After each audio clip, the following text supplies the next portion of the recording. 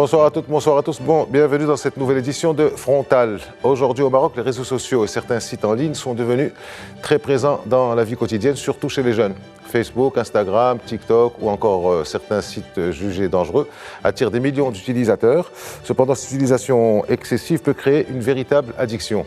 Beaucoup de jeunes passent plusieurs heures par jour devant leurs écrans, ce qui influence leur concentration, leurs résultats scolaires et même leur santé mentale.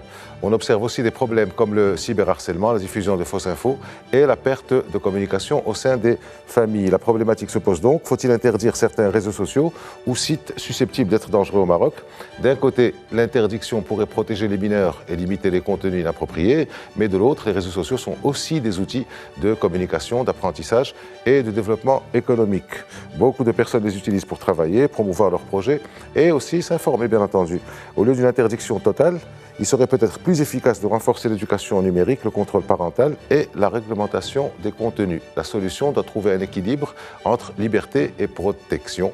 Avec nous donc pour aborder cette question ce soir, cette question qui ne manquera pas d'être posée tôt ou tard à la sphère politique qui se pose déjà la question, deux experts. Madame Rita Al-Moubaraki, bonsoir. Merci d'avoir accepté notre invitation. Merci, marhaba, vous êtes psychologue clinicienne et vous êtes aussi doctorante à l'Université Hassan II en éducation, médias et littérature. Nous allons avoir vos points de vue sur le plan psychologique. C'est Redouane Helloui, bonsoir. Bonsoir. Merci aussi d'avoir accepté notre invitation. Vous êtes entrepreneur, expert IT et président de l'APB. Alors l'APB, c'est la fédération de... Je ne comprends pas l'acronyme, je vous laisse le soin de l'expliquer. C'est la fédération des technologies d'information, des télécommunications et de l'offshoring. Voilà, Smith à l'APB. Elle a été créée en 89, donc c'était l'association professionnelle des équipementiers de la bureautique et de l'informatique. Et les gens la connaissent plutôt sous la forme du technopark, parce qu'elle a été l'initiative du technopark, et de l'offshoring. Donc c'est une institution qui a façonné le paysage numérique qu'on connaît aujourd'hui. Voilà pour l'APB, donc on est dans la grande famille de l'informatique, aussi avec vous, Rita Al-Moubaraki. Alors, on commence, comme d'habitude, par notre sujet, qu'on commentera juste après, et on entrera dans le vif du sujet. Dans un Maroc de plus en plus connecté, les réseaux sociaux occupent une place centrale dans la vie des jeunes, et même des moins jeunes, bien que ces derniers soient généralement moins exposés aux dérives. TikTok, Instagram, Snapchat, YouTube, Facebook... mais aussi les sites de streaming, de jeux en ligne ou de rencontres comportent des risques réels pour la jeunesse. Ces plateformes influencent profondément le quotidien des adolescents, leurs relations sociales et leur construction identitaire. Autrefois, l'éducation relevait principalement de la famille et de l'école, sous le contrôle des parents. Aujourd'hui, Internet s'est imposé comme un acteur majeur, souvent hors de leur supervision. Dès lors, la question des impacts réels sur la jeunesse marocaine devient urgente. Cyberharcèlement, addiction, isolement, baisse de l'estime de soi, exposition à des contenus violents, manipulation idéologique, arnaque et atteinte à la vie privée figurent parmi les dangers immédiats, sans que l'on puisse encore mesurer pleinement les effets à long terme. Beaucoup d'adolescents passent plusieurs heures par jour en ligne, parfois sans encadrement, avec des conséquences possibles sur leur santé mentale, leurs résultats scolaires et leurs relations familiales. Faut-il pour autant interdire les réseaux sociaux aux moins de 16 ou 18 ans, comme l'ont décidé certains pays ? Les opposants estiment qu'il vaut mieux éduquer et responsabiliser plutôt qu'interdire, en misant sur l'accompagnement et le contrôle parental, plutôt que sur une mesure uniforme. D'autant que les jeunes maîtrisent souvent mieux les outils numériques que leurs aînés et peuvent contourner les interdictions via VPN ou fausses déclarations, rendant toute prohibition difficile à appliquer. L'enjeu serait donc de repenser l'éducation à l'ère numérique, car les réseaux sociaux peuvent aussi être des outils d'apprentissage, de créativité et d'expression s'ils sont utilisés de manière responsable. Il ne s'agit pas de diaboliser le numérique, mais de construire un cadre plus sûr pour les jeunes et d'ouvrir un débat sociétal et politique essentiel face à un enjeu majeur de notre temps. Retour plateau. Commentaire, Rita Al-Moubaraki. Alors, je trouve que le sujet est très intéressant et l'axe avec lequel il a été abordé est pertinent dans la mesure où on parle effectivement de l'addiction, des difficultés que peuvent trouver les jeunes, notamment en matière de perception de soi, de rumination, de troubles du sommeil, mais aussi le reportage met en avant le sujet de l'interdiction, qui est un sujet intéressant et extrêmement important à déconstruire dans la mesure où on ne sait pas de quelle manière on va interdire. Le fait d'interdire n'est pas un mode d'emploi et il faut qu'on le crée ensemble. Alors j'ai parlé, c'est vrai ce que vous dites, c'est intéressant parce que j'ai parlé en préparant l'émission à des politiques et quand j'ai parlé du terme interdiction, on arrête l'interdiction, ça passe pas. L'interdiction, donc on va cette absolument, émission elle peut être est aussi, illusoire. voilà, on va tourner aussi autour de du concept de la notion d'interdiction. En fait, le reportage est très bien fait puisqu'il donne, je dirais, un constat de l'utilisation, une technologie dans laquelle maintenant on a assez de recul sur son utilisation et sur son impact. Le reportage a dit, des pays commencent déjà à réfléchir à une certaine interdiction parce qu'on voit bien qu'il y a une certaine addiction. Lapsus est très intéressant. Voilà, c'est ça. Et l'impact qu'il y a par rapport à nos enfants, à nos adolescents. Donc oui, je pense que c'est un sujet qui est non seulement intéressant, important, mais essentiel. Parce qu'il y a un impact économique forcément, que ça soit en termes de connectivité, que de promotion, que voilà, toute cette partie-là doit être bien discutée, échangée, débattue avec tous les acteurs autour de cet outil, de ces plateformes. Alors c'est intéressant parce qu'on va en parler beaucoup, je suppose, cette année électorale. Parce qu'il y a des élections, et donc forcément il y a des programmes. Et puis on va certainement en parler après les élections, parce que déjà, il y a au moins, à ma connaissance, 2 partis qui commencent à s'intéresser à ça, le PAM et l'Istiqlal, qui ont posé des questions, Alors, si on parle d'interdiction, c'est parce qu'il risque d'y avoir il y a un problème au risque d'addiction. Je me tourne vers la psychologue que vous êtes. Comment on peut définir cette addiction aux réseaux sociaux ? Alors, en psychologie, on ne parle pas toujours d'une addiction, mais plutôt d'un usage qui est problématique. En réalité, lorsqu'on parle d'addiction sur les réseaux sociaux, on parle d'addiction comportementale. Et je pense que ce que je vais évoquer va vraiment résonner avec ce qu'on a comme idée initiale de ce qu'est l'addiction, à savoir un usage compulsif, un usage intense et un usage qui peut interférer avec le cours d'une vie normale. Hors contrôle, oui, et on reconnaît certains aspects de ce qu'est l'addiction aux substances classiques que l'on connaît bien. Ensuite, par rapport à l'addiction, il est important qu'on s'intéresse à ce que cela provoque. Donc, on a des troubles du sommeil, des ruminations mentales et là c'est très très propre aux réseaux sociaux, de la comparaison ascendante et de la demande de valorisation sociale permanente. Je n'ai la comparaison ascendante. Alors, la comparaison ascendante, c'est de se dire qu'on n'est pas suffisamment bien. Parce que la grande majorité des images que l'on voit sur les réseaux sociaux donnent une sorte d'injonction à la perfection. Et en fait, lorsqu'on est usager des réseaux sociaux, on peut se dire qu'on n'est pas suffisamment, qu'on n'est pas assez. D'accord, bon, c'est à peu près la même chose que l'addiction pour les autres produits, sauf que ça a l'air d'être un peu plus sérieux. Avec une dimension sociale qui s'ajoute. Sociale et psychologique, bien entendu. Psychologique, bien entendu. Ouais. Alors, comment ça marche déjà, des réseaux sociaux à Cerdouane, et comment on les conçoit, comment ils ont été conçus pour créer cette addiction? Parce que je suppose que quelque part, les fameux algorithmes sont là aussi pour créer une addiction. Ah oui, tout à fait. Aujourd'hui, l'idée, ces réseaux ont été... je dirais, conçu pour effectivement interagir et rendre l'information pertinente à l'utilisateur. Et donc du coup, il y a tout un algorithme par rapport à la manière comment on consomme l'information, de manière à lui donner un flux d'informations qui est en relation avec l'intérêt de la personne. Donc oui, effectivement, donc, ce n'est plus que de l'algorithme, il y a même de l'intelligence artificielle qui est intégrée maintenant dans ces outils. Et je dirais même que ces réseaux sociaux nous connaissent la personne mieux que nous-mêmes, puisqu'elle va pouvoir collecter, capter de l'information nous concernant, et concernant nos enfants. C'est comme si vous aviez, je dirais, une personne à côté de votre enfant, qui est en train de le surveiller, de le regarder, et il connaît votre enfant mieux que vous-même. Le programmer, en fait, c'est exactement. Non seulement on va capter toute l'information et on connaît l'enfant, on connaît ses aptitudes et ses centres d'intérêt et tout ce qu'il aime, mais en même temps, on va l'orienter. Et là aussi, je pense que le débat qu'il y a eu à l'international, c'est pourquoi on va avoir du contenu qui va être toxique versus du contenu qui devrait être plutôt ludique.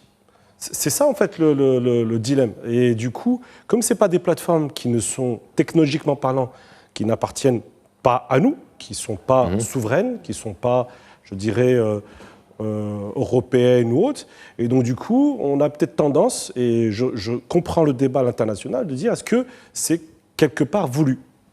Alors justement, on va revenir sur ce voulu avec cette histoire de scroll infini. Moi, j'ai beaucoup appris, c'est pas vraiment de mon âge, et donc j'ai appris beaucoup de choses, scroll infini, etc. On va en parler. Alors, Rita Moubaraki, on sait que, bon, on est tous addicts, hein, plus ou moins. Adultes, pas adultes, jeunes, dans pas une certaine jeunes. mesure, oui. Quelque part, on est tous adultes, on a tous un téléphone. La preuve, pour le savoir, si on perd notre téléphone, bah, on se sent comme un chat sans moustache, complètement désorienté. Mais, pour autant, pourquoi ce sont les adolescents et les jeunes qui sont le plus sujets à cette addiction ? On connaît la réponse, enfin on s'en doute, mais on aimerait l'avoir de la part de la psychologue que vous êtes. Alors pour la bonne et simple raison qu'on est en pleine vulnérabilité neurodéveloppementale. En réalité, on peut essayer de trancher, de faire grossièrement. Je vais commencer à 3 ans, puisque c'est à partir de 3 ans qu'on peut avoir une sorte d'usage autonome autour des réseaux sociaux. De 3 à 12 ans, on est vraiment dans un développement neurodéveloppemental et qui peut être entravé justement par les réseaux sociaux. Les conséquences qu'on va avoir, c'est notamment le fait d'être intolérant à la frustration et d'être dans le tout de suite maintenant. C'est-à-dire que les réseaux sociaux sont faits aussi de cette manière-là, c'est-à-dire qu'on est dans une imminence permanente et on a l'information tout de suite. Et ça peut avoir des conséquences sur les enfants de 3 à 12 ans qui peuvent en plus développer des troubles du langage et des troubles de la socialisation. Plus tard, donc de 13 à 19 ans, pour faire grossier, pour faire un gros bloc d'âge, on est aussi dans un développement... Non, allez-y dans le détail aussi. Ne passez pas de 13 à 19, si vous devez passer de 13 à 15, allez-y. De 13 à 19, parce qu'il n'y a pas de 13 à 15, justement. Et moi, ça me pose question, parce que la limite a justement été posée à 15 ans, qui pour moi est un âge social ou un âge politique, mais pas tout à fait un âge neuronal. En réalité, de 13 à 19 ans, on est donc dans un développement de son identité. Identitairement, on le voit bien, les adolescents aiguisent davantage qui ils sont, à quel groupe d'appartenance est-ce qu'ils appartiennent, etc. Et donc, dans cette configuration-là, on peut se trouver en difficulté lorsqu'on a consommé excessivement et de manière compulsive les réseaux sociaux. À partir de 19 ans, et là on se situe dans l'âge adulte, et j'inclus tout l'âge adulte, la voie neuronale est stabilisée, mais en réalité la plasticité est toujours là, et heureusement. C'est justement la raison pour laquelle on peut continuer à apprendre de nouveaux comportements, on peut continuer à développer de nouvelles connexions neuronales pour apprendre de nouveaux comportements notamment. C'est-à-dire qu'il y a une différence entre de 3 ans à 12 ans. De 3 ans à 12 ans. De 13 ans à 19 ans. Absolument. Et que donc il y a le rôle des parents qui est absolument indispensable. Des parents, de l'école et des applications, à mon sens. Et les applications. Je reviens vers vous. Mettre en application, c'est Erdogan Helloui. Alors, je parlais de scroll infini. Alors, c'est une technique qu'on connaît tous. Ça ne s'arrête pas. Est-ce que c'est fait aussi, est-ce que ça participe aussi d'un processus de création d'addiction ou d'attractivité vers ces supports? Bon, en fait, ce qu'on appelle l'expérience client. Donc, quand on développe une application, on a ce qu'on appelle, on se met à la place de l'utilisateur et on essaie de mettre en place donc un parcours, une utilisation la plus fluide et la plus pertinente. Non seulement pour pouvoir, pour que l'utilisateur reste sur l'application. Donc cette facilité, effectivement, de scroller, de passer une information à une autre, ce n'est pas en cliquant pour aller chercher une catégorie, un menu, etc. C'est que l'outil va essayer de comprendre à votre place quel est le meilleur contenu. Et c'est là où c'est vraiment dangereux, parce que j'entends ce que Rita dit par rapport à ces jeunes entre 13 et 19 ans, où c'est l'âge, même avant, bien entendu, parce qu'il faudrait carrément, c'est sur cet âge-là où le cerveau se forme, enfin je ne suis pas un spécialiste, mais c'est quand même... Mais quand on s'intéresse à un sujet, il y a des exemples notamment sur la partie dépression. Il suffit simplement que l'enfant s'intéresse à un sujet qu'il a entendu autre dans une vidéo ou par hasard tombe sur cette vidéo et reste du temps, parce qu'il y a un paramètre temps, c'est pas juste je scroll, c'est-à-dire combien de temps il est resté, est-ce qu'il a revu plusieurs fois, c'est-à-dire que vraiment il est intéressé, donc ça monte dans le ranking quelque part de l'intérêt de l'utilisateur et donc du coup on va lui donner le même contenu et du coup on va rentrer dans une spirale, c'est-à-dire que l'utilisateur, du coup, j'ai une vidéo sur la dépression, sur les problématiques, et on va rentrer un peu plus dans des dans une thématique qui est similaire. J'entendais, c'était pareil, c'était une dame qui avait peur de la fausse couche. Et du coup, là aussi, ce n'est pas juste recherché. Parce que là aussi, on a des doutes, notamment non pas sur la recherche de l'information, mais sur le fait que l'application écoute d'autres applications. C'est-à-dire que écoute nous-mêmes. C'est-à-dire j'ai parlé avec une amie d'une fausse couche, et donc du coup, l'application me propose du contenu sur la fausse couche.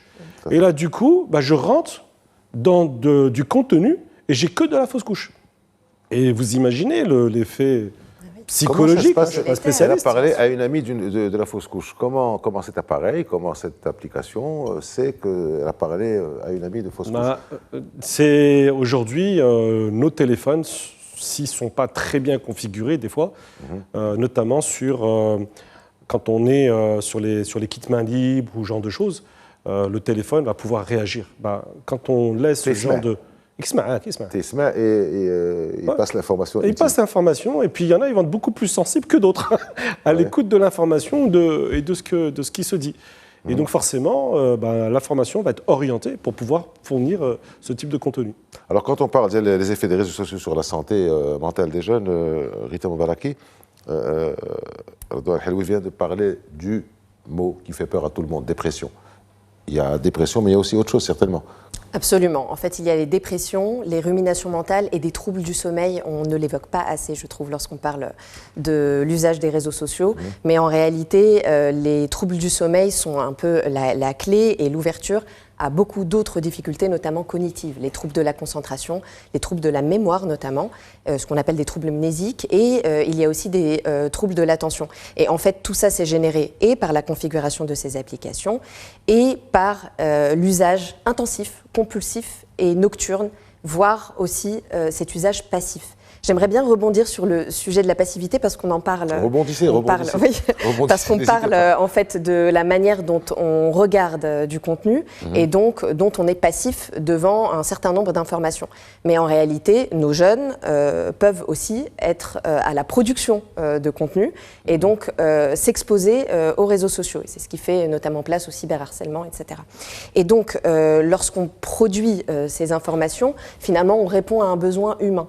Parce que le cerveau humain a besoin, parfois devant l'aspect assez chaotique de nos existences, a besoin de trouver de la cohérence à travers la narration. Ça se fait anciennement beaucoup, et encore aujourd'hui, dans les autobiographies, dans les autofictions. Mais là, aujourd'hui, avec nos moyens, c'est de se filmer, notamment avec des émotions qui peuvent être assez brutes, de se filmer en train de pleurer, de se filmer en train d'avoir une crise, notamment lorsqu'il s'agit de troubles psychiques, de se montrer dans ces situations-là, pour créer une sorte de, en tout cas en apparence, d'une vision stable et cohérente de son existence. Devant donc cette production d'informations, on peut avoir affaire à deux réactions qui sont ambivalentes. Des réactions positives, donc des feedbacks sociaux positifs, et des réactions négatives, qui vont avoir des conséquences complètement différentes. Donc le feedback positif, sa conséquence, elle n'est pas si positive que ça, parce que finalement, on va rester en course derrière, on va essayer de trouver le moyen de continuer à maintenir ces feedbacks positifs et ces commentaires positifs. Et de l'autre côté, un commentaire négatif ou l'absence de commentaire peut créer de l'autre côté beaucoup d'anxiété et de rumination mentale, de se dire justement « je ne suis pas assez » et de s'exposer à cette comparaison ascendante. Et comment les parents peuvent... Oui, allez-y. Une banalisation aussi de ces comportements. C'est-à-dire, on va faire quelque chose de complètement qui sort de l'ordinaire et qu'on n'a pas l'habitude de voir. Et puis, au fur et à mesure, ce comportement va être banalisé et va être reproduit par la suite. Et c'est ça qui est aussi dangereux. C'est cette violence qui est banalisée par la suite et qu'on va retrouver non plus en forme théâtrale dans ce réseau social, mais réellement. Parce qu'il va y avoir, je voyais la dernière fois, c'était un jeune, un influenceur, qui avait tabassé sa mère. Et banaliser tabasser sa mère, quelque part, ça c'est... Extrêmement problématique. Complètement. C'est des valeurs qui sont comment je voulais vous poser la question, comment des parents, donc on est parti de 3 ans à 19 ans, avec une étape, on va dire, à 12 ans, comment les parents peuvent détecter un comportement dépressif ou un début de dépression ? Alors, par l'observation, par la communication. Après, concernant la manière dont les parents peuvent aussi contrôler la santé mentale de leurs jeunes. S'ils sont bien sûr pas en train de scroller eux-mêmes. Oui, et c'est souvent le cas. Et on vit dans l'époque dans laquelle on vit, donc on ne va pas diaboliser ce comportement non plus. Mais par rapport à la manière dont ils peuvent repérer les difficultés de leur enfant, il faut qu'eux-mêmes soient d'une certaine manière au fait des tendances psychiques et des tendances des réseaux sociaux, ce qui est une affaire très compliquée. Il y a un truc qui m'avait marqué une fois, j'étais en train de parler à une ado, et j'ai dit où quelque chose de marrant s'est produit. Elle me regarde en me disant « lol ». Je dis, là, tu es en train de sourire.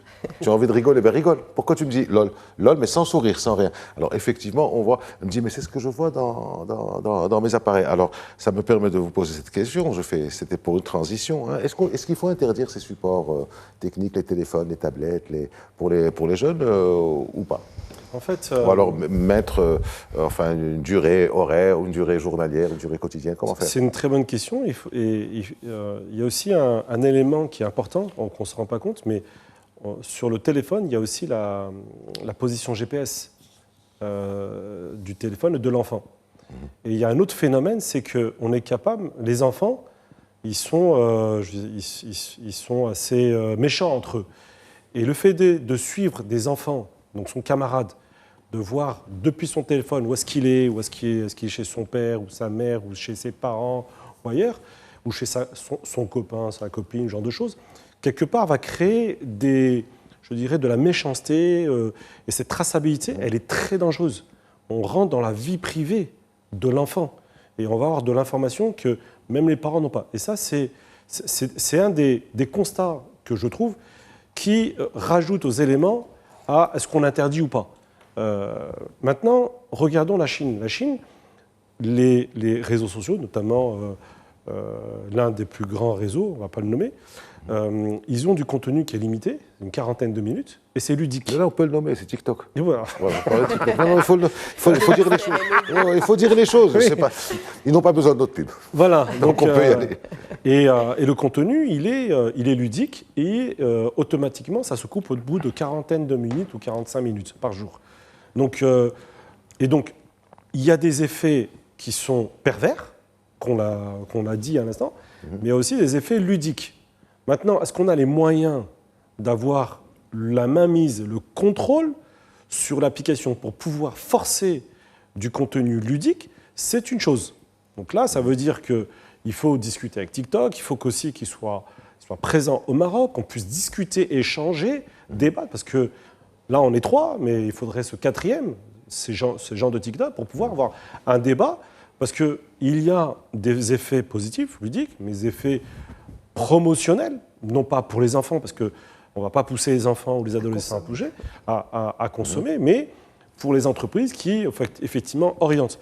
Et donc là, tout le débat, je dirais, sur l'interdiction, à l'instant T, vu les moyens technologiques, moi, je dirais non. Mais si on a la capacité d'orienter du contenu ludique et intelligent pour nos enfants, à y réfléchir sérieusement. Réfléchir à quoi?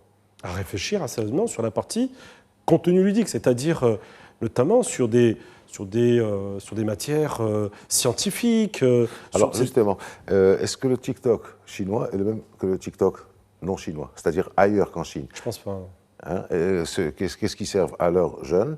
Ce qui sert à leurs jeunes, est-ce que c'est la même chose qu'on retrouve chez nous? Quand on préparait l'émission, on en parlait, vous m'avez dit quelque chose qui est proprement effrayante, c'est que les gens de TikTok ou d'autres réseaux sociaux, pour ne pas faire de jaloux, Facebook, les autres, peuvent connaître les goûts, les tendances ou les priorités des jeunes d'Agadir par rapport aux jeunes de Shawan ou par rapport aux jeunes de Paris ou par rapport aux jeunes d'ailleurs. Moi, je vais faire l'inverse. Si TikTok était capable d'identifier la matière de mon enfant dans lequel il va le plus exceller.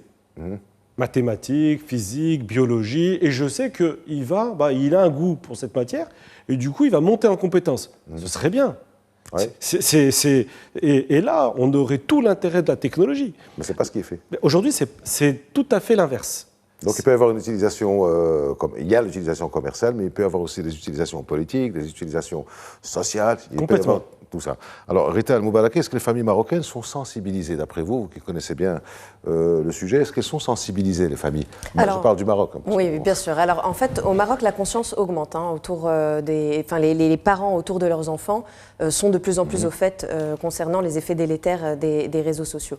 Mais on ne peut pas nier qu'il y a un décalage entre les générations. C'est-à-dire que les enfants ont des compétences numériques hors pair et on a aussi des parents qui ont du mal à rattraper la cadence.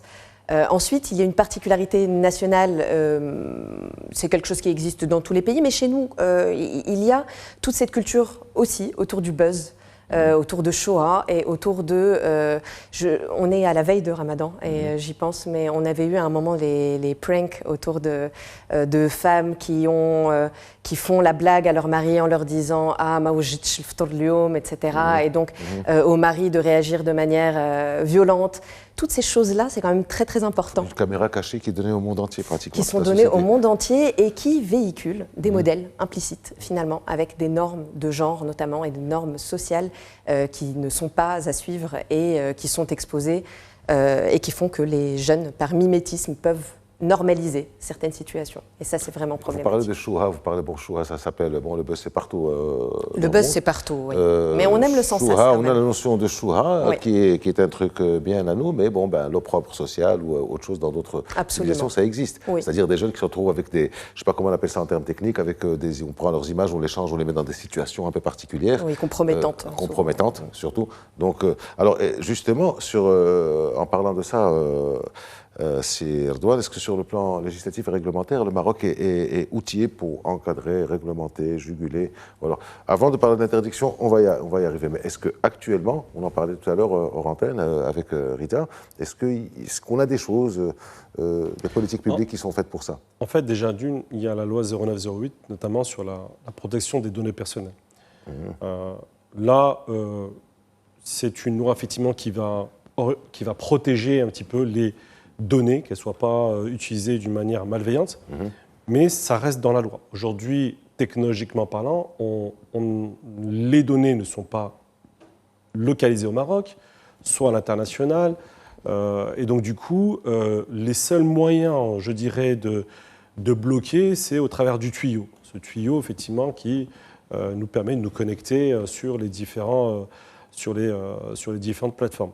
Donc, et la deuxième chose, il y a eu, donc dans la stratégie Digital Maroc 2030, donc on a travaillé dessus dès 2022 et nous-mêmes, la Fédération, on était signataires de ce contrat-programme de cette stratégie Digital Maroc 2030. Il y avait un volet notamment sur la partie fake news. Lors du comité national présidé par le chef du gouvernement, il avait été évoqué cette partie-là, effectivement, de pouvoir contrôler les fake news. Parce qu'aujourd'hui, avec l'IA, on le voit, ça se génère de plus en plus. Donc, c'est d'essayer de pouvoir effectivement bloquer, contrôler ce genre de diffusion d'informations qui risque de faire du mal, je dirais, à la société, donc d'une manière globale. Donc, il y a des outils technologiques qui permettent d'identifier des fausses vidéos, du faux contenu, de fausses images qui ont été générées par l'IA. Donc, c'est possible. Maintenant, je pense qu'il faut pouvoir amener ces opérateurs, quand je dis opérateurs, ces réseaux sociaux. Je vous donne un exemple pourquoi on a la capacité de le faire, pour une raison simple. Il faut savoir que les réseaux sociaux, leur modèle économique, il est basé, c'est pas je fais des réseaux, je paye, je dirais, celui qui fait du contenu. C'est surtout des entreprises qui payent du sponsoring et qui vont promouvoir effectivement leurs produits ou leurs services. Donc du coup, c'est le modèle économique de ces plateformes. Donc à partir de là, quand on a compris le modèle économique, aujourd'hui, on sait qu'il faut payer en devises, en dollars ou en euros. On ne peut pas payer en dirhams. Pour quelques-uns, je sais qu'apparemment, il y a TikTok qui est basé au Maroc, on peut. Mais je pense qu'on a une arme qui est, je dirais, la partie paiement sponsor devise. Donc, on a la possibilité de bloquer ces réseaux sociaux, de dire, écoutez, moi, je vais bloquer ceux qui ne sont pas d'accord pour venir s'installer. Celui qui est d'accord qui s'installer, je n'ouvrirai la porte, et ça, techniquement, c'est possible, en termes de connexion réseau, pour laisser à ce réseau, le seul, à pouvoir être diffusé sur mon sol marocain. Ça peut être une première chose. À partir de là, nos entreprises qui payent du sponsoring et qui payent par rapport à ça, donc à ce moment-là, on va avoir un modèle économique et du coup, j'aurai l'acteur à côté de nous, qui sera sur place et dans lequel on va pouvoir avoir des échanges vraiment constructifs parce que mon pouvoir d'achat, ma consommation, mes entreprises payent pour pouvoir promouvoir un produit, un service pour mes consommateurs, que ce soit citoyens marocains ou autres. Donc, en fait, il suffit de réfléchir et de se dire comment, effectivement, amener ces gens à la table pour pouvoir parler d'un phénomène de société, de dire qu'est-ce que vous en pensez, il y a du bien, il y a du mal, et comment on peut travailler ensemble pour pouvoir, effectivement, orienter cette technologie pour le bien de l'humanité. Alors, on va passer de la première partie, qui est celle plutôt de définition, à l'autre, qui est celle sur les mesures. Mais quand on a beaucoup parlé des réseaux sociaux, mais pas assez des sites sensibles. Alors, c'est les jeux de hasard, c'est la violence, c'est la pornographie. Donc, quand on parle d'éducation, quand on parle de protection des jeunes, on parle de tout ça. Est-ce que les parents, Rita Moubaraki, peuvent être une solution? Mais si oui, je suppose que oui, bien entendu. Est-ce qu'ils sont eux-mêmes suffisamment instruits de la chose, conscients de la chose et formés, justement? Absolument. Et puis, il est vrai que la parentalité numérique est une compétence en soi que tous les parents n'ont pas. Et ça s'entend complètement. Je veux dire, il ne leur incombe pas complètement de contrôler ces situations et l'addiction aux réseaux sociaux de leurs enfants. Maintenant, concernant la manière dont les parents peuvent agir, ils peuvent agir en matière d'hygiène digitale, on va dire ça comme ça. Et le point sur lequel ils peuvent vraiment agir, c'est les nuits, finalement. Parce que le fait de consommer de manière compulsive et intensive les réseaux sociaux pendant la nuit est un réel facteur de difficulté de développement pour les jeunes. Maintenant, concernant les paris et les sites pornographiques, les zones qui sont convoquées sont complètement différentes. Par rapport aux paris, on est sur du renforcement aléatoire, on est sur du gain qui arrive de manière intermittente et ce que ça produit, ce sont des addictions dopaminergiques qui sont très très proches de ceux de la substance. D'ailleurs, ils ont été classifiés dans les manuels de médecine depuis très très longtemps, les jeux d'argent, parmi les addictions aux substances. Concernant les sites pornographiques, on est vraiment sur autre chose. C'est-à-dire qu'on est sur une éducation notamment à la manière dont on crée nos normes affectives, à la manière dont on perçoit le sujet du consentement et aussi à la manière dont on se crée des scripts sexuels qui sont complètement irréalistes.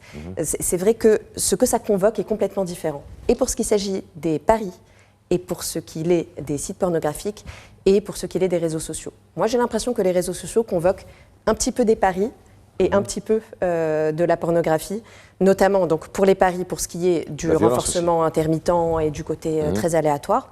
Dans notre feed, on ne sait jamais trop sur quoi on va tomber. On a presque l'impression qu'il faut continuer à scroller pour gagner un sujet qui va nous intéresser plus que le précédent.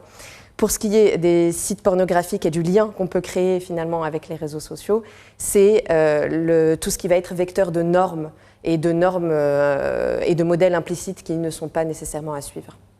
Alors ça c'est le diagnostic et le traitement, comment on peut mieux former les parents justement à contrôler les activités numériques. Alors il y a le truc classique, c'est tu me donnes le téléphone. De mon temps, quand mes enfants étaient plus jeunes, je prenais le téléphone à partir de 22h ou 23h. Je ne sais pas si ça sert à quelque chose ou pas, mais maintenant c'est beaucoup plus compliqué. Comment les parents peuvent-ils être formés à protéger leurs enfants, les activités numériques de leurs enfants? Tout à fait. Déjà il faut savoir que certains pays sont très restrictifs, notamment sur les sites pornographiques.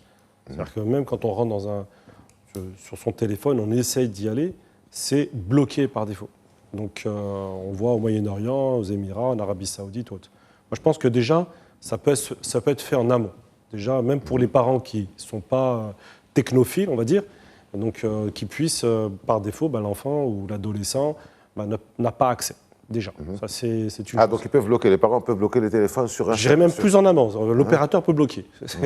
L'opérateur. Bien sûr. Très bien. C'est ce que je dis, c'est qu'en fait dans certains pays, Moyen-Orient, c'est bloqué en amont. C'est-à-dire que vous rentrez dans le pays, vous essayez de... Non, en Fardo, ce n'est pas le cas. Est-ce que les parents peuvent bloquer ça dans leur téléphone? Alors déjà, c'est une solution qui est radicale. Ensuite, la deuxième solution, c'est aujourd'hui, il y a des routeurs au niveau qui se connectent sur le réseau Internet et dans lequel on peut, je dirais, gérer le temps de connexion de l'enfant, voire même mettre ce qu'on appelle des DNS spécifiques, c'est une terminologie technique, hein, mais qui permet effectivement, quand on est à la maison, on est connecté sur le Wi-Fi de la maison, eh bien, il y a certains sites qu'on ne peut pas y accéder.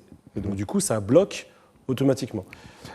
Certains pays, notamment le lieu d'acheter un routeur, par défaut, l'opérateur, quand vous prenez le routeur, il vous donne le routeur, vous avez toute la configuration, il suffit de télécharger l'application, et du coup, vous gérez le temps de connexion de Wi-Fi, d'Internet, de vos enfants. Et ça peut être compartimenté par, si vous avez un enfant, par exemple, en moins de 10 ans, la télé elle est connectée sur Internet, avec YouTube, etc. Donc je vais donner un accès par rapport à la télé, je vais donner un autre accès par rapport à ma fille qui a peut-être 12 ans, 13 ans, 14 ans ou 17 ans, suivant la politique de la maison, concernant les réseaux sociaux, ce genre de choses.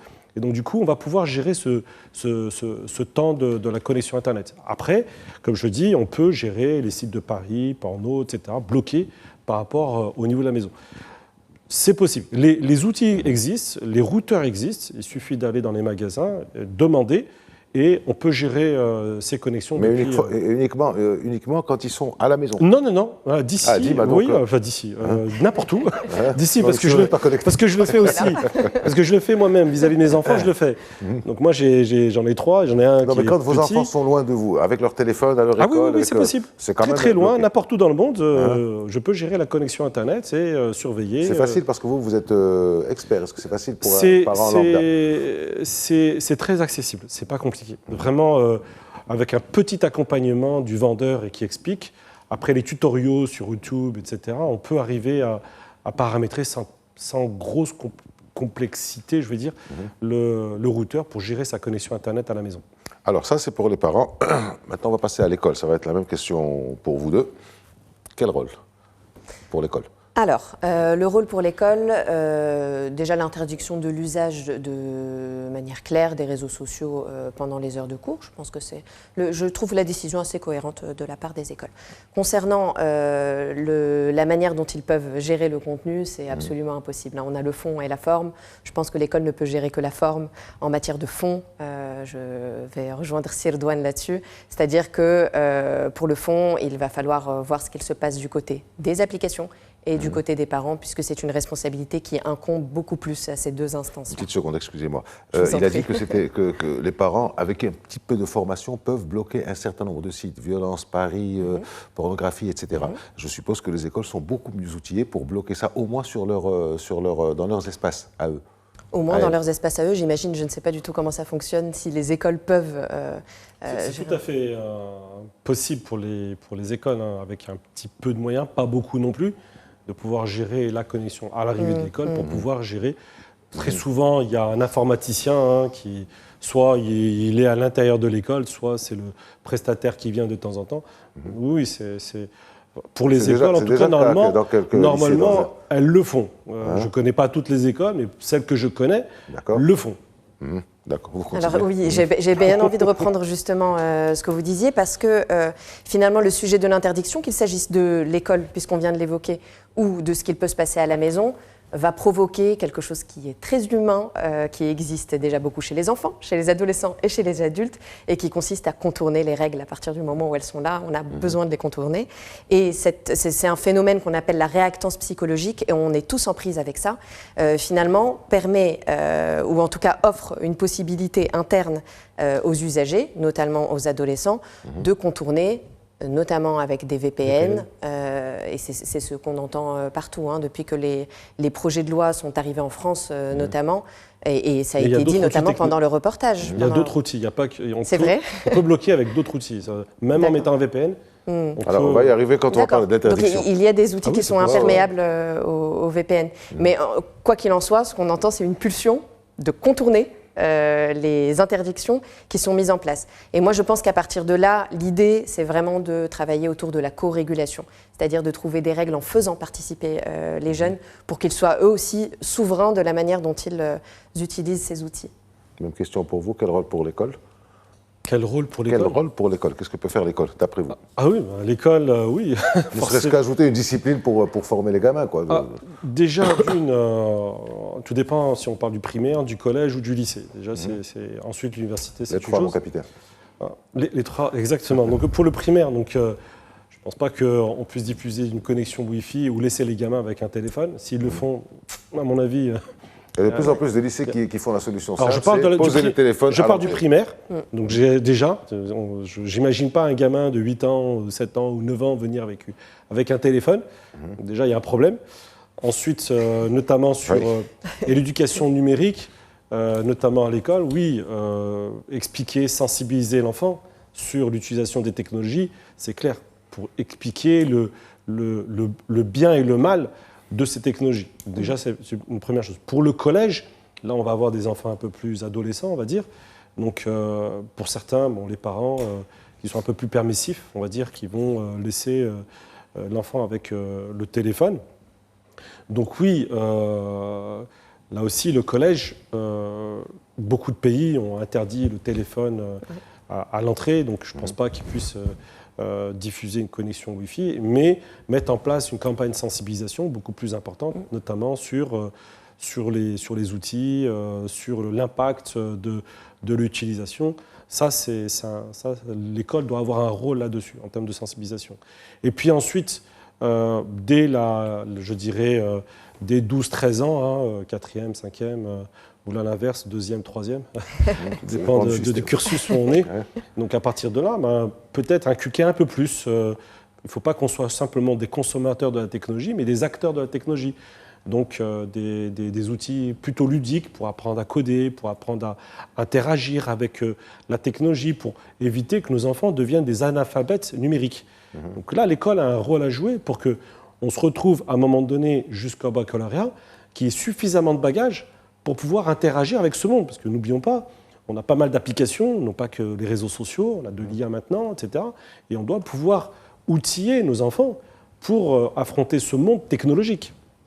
Alors, on en arrive à la question du départ, sachant que les Australiens ont été les premiers, vous avez compris. Les Français sont venus après. Ils sont sur le chemin. Non, l'Assemblée nationale a déjà voté en France, donc en février, que l'Espagne, le Portugal, le Danemark, entre autres, sont aussi sur le chemin. Et le chemin de quoi? C'est le chemin de l'interdiction des réseaux sociaux, enfin de certains réseaux sociaux, ou une régulation, enfin une action ferme, résolue et brutale, s'il le faut, de l'État pour protéger sa jeunesse et même les parents de sa jeunesse. Alors, bien entendu, je peux poser, vous en avez parlé, Erdogan El-Helloui, je commence par vous. Au niveau des pays du Moyen-Orient, du Proche-Orient, Arabie Saoudite, Émirats, qui bloquent les sites porno. Est-ce que ces sites aussi doivent être bloqués? Selon vous, je vous pose la question, vous répondez comme vous voulez.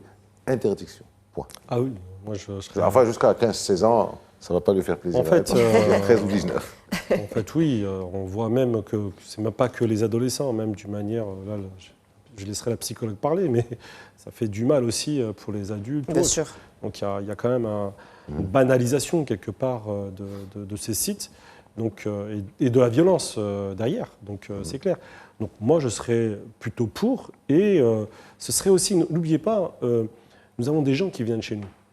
Nous avons des touristes qui viennent, qui prennent la carte SIM, qui apprennent une 4G, qui sont en roaming ou ce genre de choses, et dans lequel, si je me connecte ou ce genre de choses, je vois que le pays a mis en place un certain nombre de restrictions et donc va renvoyer une image de dire il gère, il contrôle le contenu, je dirais surtout des contenus violents vis-à-vis de la société. Donc moi je serais plutôt pour. Et vous savez, il n'y avait pas longtemps, j'étais en Russie et j'ai reçu un SMS. J'arrive en roaming,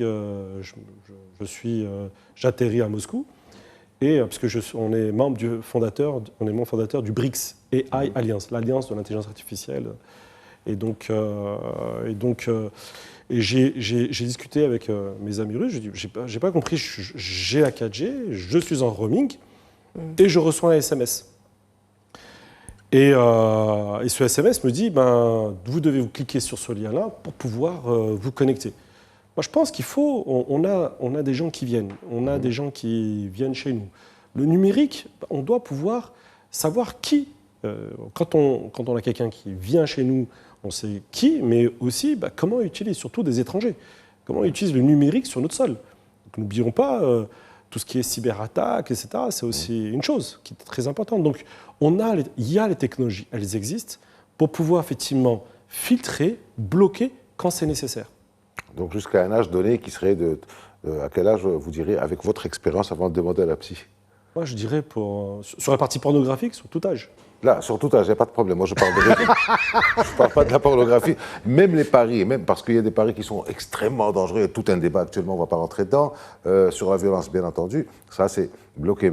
Et sur les réseaux sociaux, si vous me posez la question, plutôt sur les réseaux sociaux en termes de blocage, oui, on le voit, c'est logique. Avec le reportage et tout ce qu'on vient de dire, on voit tous les impacts négatifs sur l'enfant. Donc oui, il faudrait bloquer. Donc là, je découvre 19 ans. Et encore. Ça va être compliqué. Pour, la majorité, je ne voudrais pas être à la place de l'État qui prendrait cette décision pour 19 ans. Oui, on ne va pas être dans l'extrême, mais bon, je ne connaissais pas je dirais le range, la partition 12, 13, 19 ans. Mais oui, faire un peu comme tout le monde. C'est dans l'ère de la société, surtout dans un monde qui évolue beaucoup. La géopolitique évolue beaucoup. La notion de souveraineté évolue beaucoup. Et donc, les gens se posent la question, mes données, comment elles sont traitées, où est-ce qu'elles sont, comment elles sont lues, comment elles sont utilisées. Et surtout, alors, mes données personnelles, c'est une chose, mais les données de mon enfant, c'est encore pire. Donc oui, il faudrait interdire et mettre les outils nécessaires et des outils technologiques qui éviteront mettre un VPN ou autre, qui s'assureront et c'est tout à fait possible, de pouvoir éviter à ce que l'enfant ou l'adolescent puisse accéder à ces réseaux. Même question pour vous, faut-il interdire oui, non, et pour les réseaux? Bon, alors je suppose pour les sites dangereux, pour tout le monde, je suppose, mais vous répondrez comme vous voulez. Si vous voulez les garder, vous les dites. Et alors, pour les réseaux, concernant les sites pornographiques, je pense que l'idée, c'est surtout d'interdire par rapport à l'âge. Maintenant, c'est vrai qu'on le réévoque, l'âge de 15 ans, il est quand même très particulier, parce qu'il n'a aucun sens pour nous d'un point de vue scientifique. Mais, et vous l'évoquiez justement... Donc les Australiens, c'est 16, les Français, c'est 15. 16 puis 15. Alors 16 et 15, je trouve que ça peut s'expliquer d'une certaine manière. En Australie, la majorité est à 21 ans ou à 18 ans, je ne sais pas à quel âge est la majorité. À 18 ans. À 18 ans. En France, elle est à 18 ans, en France, ouais. avec une possibilité de majorité anticipée à 16 ans. 16. Donc l'idée des 15 ans fait sens. 16 ans fait sens, l'idée des 15 ans fait à peu près sens, c'est un an avant que l'on puisse être majeur du point de vue de la loi d'une manière anticipée. Bon, concernant les sites pornographiques, moi je pense qu'il est bien de fixer un âge, effectivement, 18 ans, celui qui est fixé aujourd'hui me semble assez juste pour pouvoir protéger les plus jeunes. Oui. Parce que dans les pays comme en France, oui. Il y a un blocage pour certains opérateurs et ensuite il y a comment ça s'appelle, une autorisation pour plus de 18 ans, etc. Donc là, aujourd'hui, ils le font par un formulaire ou autre, mais techniquement parlant, c'est possible de pouvoir vérifier l'identité numérique de la personne, si elle a bien 18 ans et plus, pour pouvoir effectivement l'autoriser. Après, on va rentrer dans des débats de traçabilité, ce genre de choses. Donc les gens vont se dire, voilà, si je... Ça va être compliqué. Vous terminez, vous poursuivez. Oui, pardon. Donc par rapport à ce qui est de l'interdiction totale, moi je n'ai pas nécessairement d'avis à donner par rapport à ce sujet, mais juste de garder en tête que la plasticité neuronale, elle nous suit toute notre vie, et donc qu'il est de notre ressort de faire attention à notre éducation, à se réguler et à garder le contrôle sur les contenus que nous regardons en continuant à s'informer et à s'éduquer au quotidien. VPN, vous en parlez tout à l'heure, c'est le moment ou jamais d'en parler, les VPN, contournés par des VPN, etc. Si ça existe et que ce soit à la portée de tout le monde, ça sert à quoi d'interdire? Oui, c'est ce que je disais en fait. Est-ce que c'est possible d'interdire aussi les VPN? Je ne sais pas moi comment ça se passe. Non, pas interdire les VPN, quoique dans des pays, certains pays du Moyen-Orient l'ont interdit, mais surtout, il y a des technologies qui permettent effectivement de s'assurer que c'est la bonne personne que j'ai en face de moi. Donc, et du coup, pour l'enfant, même s'il met un VPN, ça sera compliqué pour lui pour le contourner. Alors, très rapidement, il nous reste 3 minutes, ça passe très vite, très rapidement. L'IA, je reste avec vous. L'IA, c'est le prochain phénomène des réseaux sociaux. Qu'aujourd'hui, on est quand même sur de l'interaction. On a quelqu'un avec qui on parle. et dans lequel est le reflet de soi-même et qui va nous faire plaisir et qui va nous orienter aussi dans des, je dirais, sujets ou dans des positions où on va s'enfermer. Je laisserai Rita, en tant que psychologue, expliquer, mais techniquement parlant, c'est tout à fait possible. L'IA le fait. Donc aujourd'hui, il faudrait plutôt réfléchir à de l'IA. Moi, en tout cas, je suis convaincu pour tout ce qui est numérique, les enfants de 0 jusqu'à 11-12 ans, pas de numérique. Pourquoi on a un cerveau qui est un muscle. Il faut que ce muscle puisse travailler. La mémoire, l'analyse, le traitement, toutes ces choses que les outils technologiques vont assister et vont nous faire perdre. À partir de là, pour l'IA, un IA pour les jeunes, cadré, donc là aussi, et à partir de 16 ans, 17 ans, un IA pour tout le monde. Ça existe, un IA pour les jeunes? Oui, il y a des pays qui ont lancé des IA, notamment pour l'éducation, pour aider, et qui est orienté. Ah ben on en apprend tous les jours. Oui, on en apprend tous les jours. Alors, pardon, quelle était la question? Pour l'IA, comment faire que pour les jeunes, parce qu'on parle surtout des jeunes, puissent mieux utiliser l'IA pour apprendre, pour maintenir les capacités du muscle dont parlait Ardouane El-Helloui, qui est le cerveau. Comment faire? Mais rapidement, très rapidement, parce que j'ai une question. Alors, très rapidement, en fait, je trouve que la réponse vous incombait beaucoup plus, puisque en matière d'IA, moi, de ce que j'entends, s'il y a des IA qui peuvent être cadrées justement pour un public plus jeune, eh bien, c'est quand même très safe. Ça permet d'avoir un espace mental et un espace de production sécurisé. Alors, dernière question. Qu'est-ce que vous direz aux jeunes pour les réseaux sociaux, pour l'IA, en 30 secondes? Alors, vous avez intérêt à trouver vraiment la formule qu'il faut pour ça. Même plus de 16 ans, moins de 16 ans. Vous avez un avantage, je pense que vous allez y réfléchir. Plus de 16 ans, moins de 16 ans. Les jeunes, moins de 20 ans. Moins de 20 ans. Parce qu'elle a placé ça à 19. Donc, on va dire moins de 20. La technologie, tech for good. Ils comprendront, tech for good. Ils comprendront. Omar FM, Rita Moubaraki. Alors, pour ma part, je pense que l'idée, ce n'est pas d'arrêter complètement, mais vraiment de reprendre le contrôle et de se dire qu'à partir du moment où une application ou un comportement me prive de mon sommeil, me prive de mon attention, me prive de ma concentration, c'est qu'il faut se poser les bonnes questions. Et je pense que c'est important de le dire dans ce contexte, l'idée, ce n'est pas d'être parfait, c'est juste de reprendre le contrôle. Merci à vous, merci Rita Moubaraki, merci Ardouane El-Helloui, merci pour vos éclairages, vos éclaircissements, vos prévisions, vos avertissements aussi, enfin tout ce que vous avez dit, en espérant que les jeunes aient regardé, en espérant que les parents surtout aient regardé, parce que les jeunes ont leur manière de voir les choses, et en espérant aussi que les politiques regardent, et on créera provoquera très certainement, prochainement, dans les prochaines semaines, prochains mois, un débat avec les politiques qui commencent à être sensibles à ça et à bouger à ça. Merci encore à vous deux, merci de nous avoir suivis et à la semaine prochaine.